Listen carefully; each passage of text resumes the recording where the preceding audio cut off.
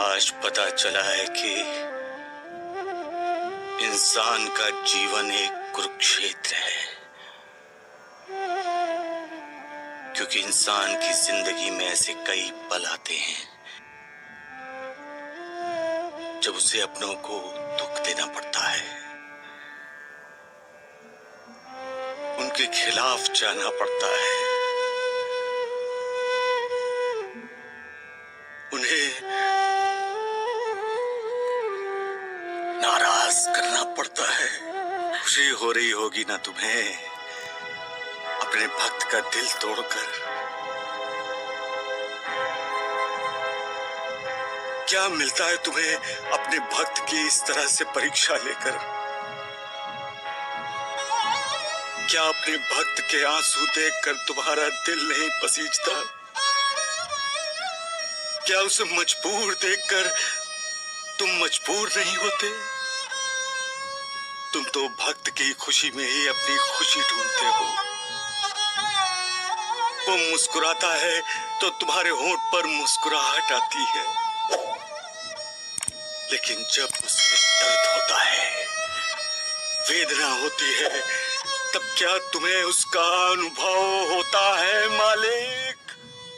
एक बात मत भूलो मालिक, जब तुम अपने भक्तों की परीक्षा लेते हो तब तुम्हारी भी परीक्षा होती है, और उस परीक्षा में भक्त को ही नहीं तुम्हें भी खरा उतरना होता है।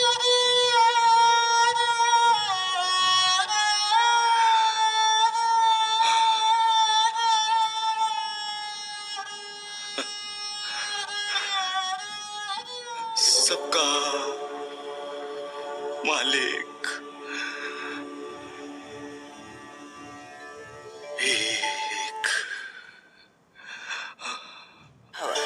सावधान, तुम जानती नहीं हो कि तुमने क्या आशीर्वाद दिया है। तुम ये भी नहीं जानती हो कि वो मालिक क्या सोचता है, क्या क्या करता है।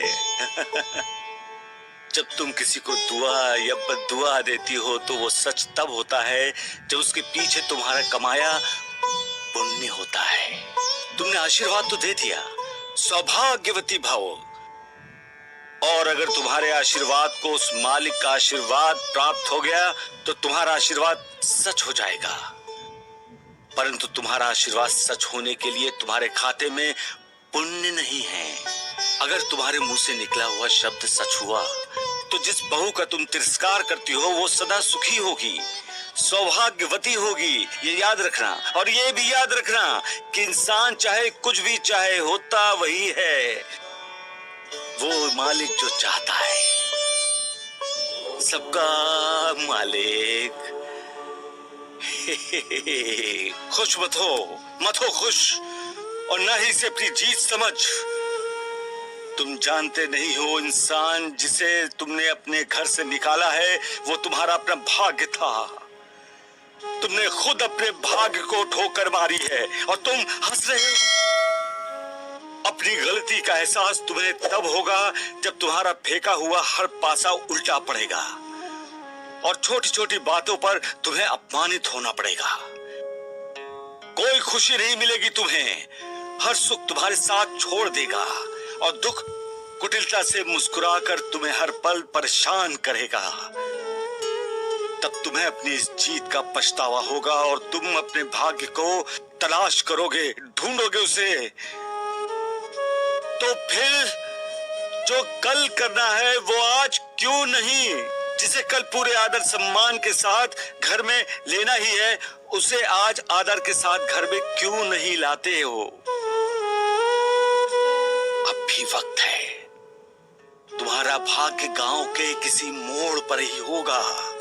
आवाज दो उसे, रोको और वापस बुलाओ। दिल बड़ा है तुम्हारा तो माफी मांगो। उससे भी नहीं मांगोगे तो भी भाग्य तुम्हें माफ कर देगा, लेकिन जल्दी नहीं की तो वक्त तुम्हें कभी माफ नहीं करेगा और तुम दुखों की चक्की में पिसने शुरू हो जाओगे। तब तुम्हें मालिक की याद आएगी। अब नहीं आती, क्योंकि तुम्हारे जैसा इंसान अपने को मालिक समझने की भूल करता है। सबका मालिक एक। मालिक, तुम्हारा ये इंसान अपने साथी के मन की आवाज कब सुनेगा, कब जानेगा कि कुछ बातें कही नहीं जाती, बिना सुने समझी जाती हैं। कभी कभी आंखें भी बोलती हैं और आंखों से बहने वाले आंसू भी बोलते हैं। मालिक, कब जानेगा इंसान मन की भाषा? कब?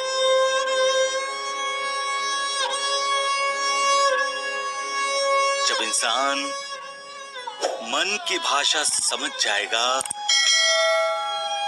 उस समय इंसान ना तो कभी दुखी होगा और ना कभी परेशान।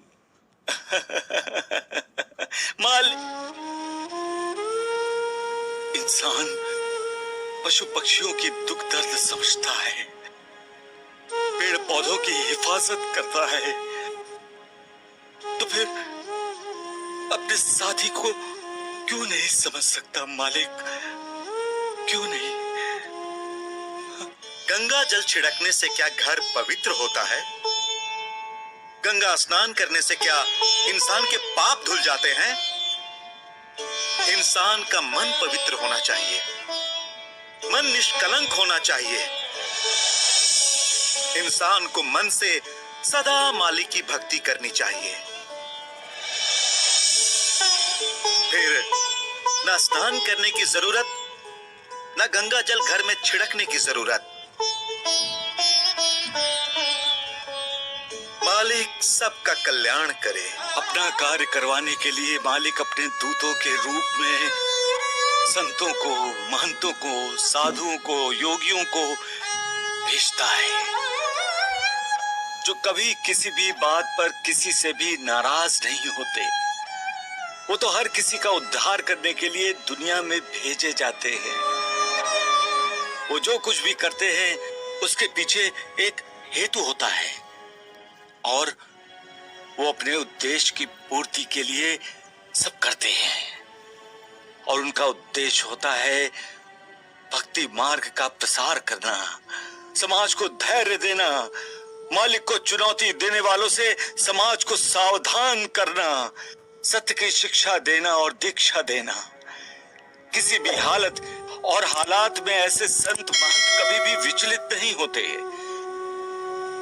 क्योंकि संयम उनका चरित्र है। सुख दुख उनके सामने है, खुशी और नाराजगी उनके लिए कोई मायने नहीं रखती।